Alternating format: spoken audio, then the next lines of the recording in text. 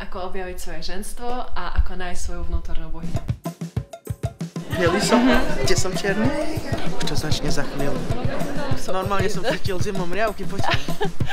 Moje srdce už je naplnené odtedy, ako som ťa spoznal.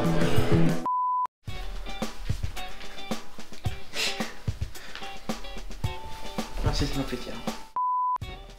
Spýtaj sa ma? Nie. Tak, čaute. Ahojte všetci.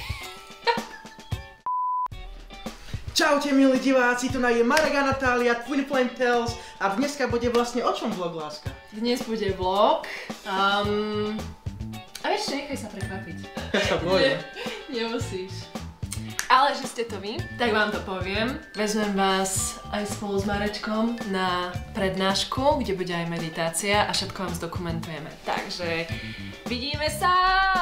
S Marekom sme sa zúčastnili veľmi zaujímavej prednášky o sebarozvoji, ktorú viedol Pavel Hirax-Baričák. Tak, už sme tu, za chvíľu začíname a je tu aj Pavel Hirax-Baričák.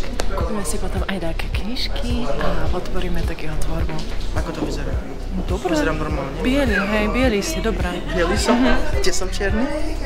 Aké máš pocity, Marek? Pocity ešte nemám žiadne, toto je pre mňa prvýkrát, ale som veľmi otvorený tomu a som veľmi zvedavý, čo nám bude rozprávať. Pavel Hirax-Baričák je slovenský spisovateľ, filozof, fotograf a básnik. Píše zaujímavé básne, ale aj motivačné knihy.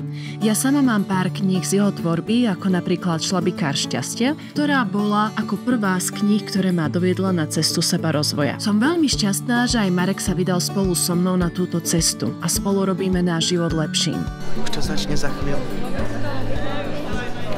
Na prednáške sme sa dozvedeli, prečo vznikajú choroby z duchovného hľadiska, aké je dôležité sa správne stravovať, ako nás ovplyvňujú ľudia, s ktorými sa stretávame. A za mňa najdôležitejšia téma, a to samoliečba, že každý človek sa dokáže vyliečiť sám, keď sa naozaj tomu otvorí a odhodí ego. Tak, máme akurát prestávku, prednáška je úplne mega super, tak ako vždy. Za chvíľu nás čaká meditácia a povedz ty, Zlato, ako sa ti páči zatiaľ? Mne sa celkom páči, sú tam nejaké vtipné hlášky, ale už ma boli zadok z toho sedenia. Zlato, máme sebarozvoj, takže... Sebarozvoj. Zadok musí vydržať. Naplňuješ svoje srdce. Moje srdce už je naplnené odtedy, ako som ťa spoznal. Na záver bola aj skupinová meditácia. Prednáška bola obohatená aj o krásne piesne a básničky. Ak by som na túto prednášku mala ísť zás, tak neváham a určite idem.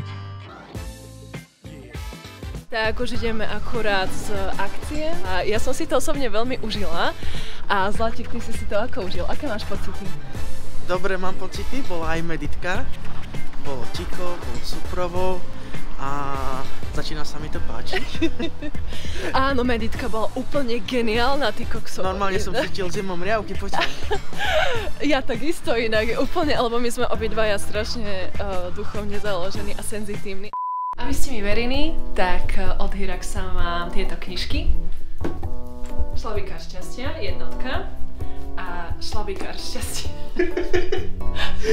Šťastia 2, jednotka a dvojka. Samozrejme vydal oveľa viacej kníh, ale tieto ma najviac ovplyvnili. A hlavne preto, lebo tam píše úprimne svoj príbeh a ako vlastne v živote sa posunul. Takisto vďaka nemu som sa posunula aj ja. A obohatila som to aj o ďalšiu knižku od Mab Junga. Poprosím ťa, Zlato. Mab Junga, Alchymia ženy. Je to skvelá knižka pre ženy, ako sa nájsť a ako objaviť svoje ženstvo a ako nájsť svoju vnútornú bohyňu. Super, máme všetky 3 knižky vysvetlené. A ktorú odporúčaš? Odporúčam Mab Junga a jednotku Šlabikár šťastia. Dnes bol úplne ten najlepší deň ever. Mali sme skvelú meditku. Môj Mareček je z toho tiež trošku mimo. Áno, ale dobro mimo samozrejme. A ďakujeme, že ste s nami boli, lúčime sa s vami a nezabudnite dať odber a like a komentár.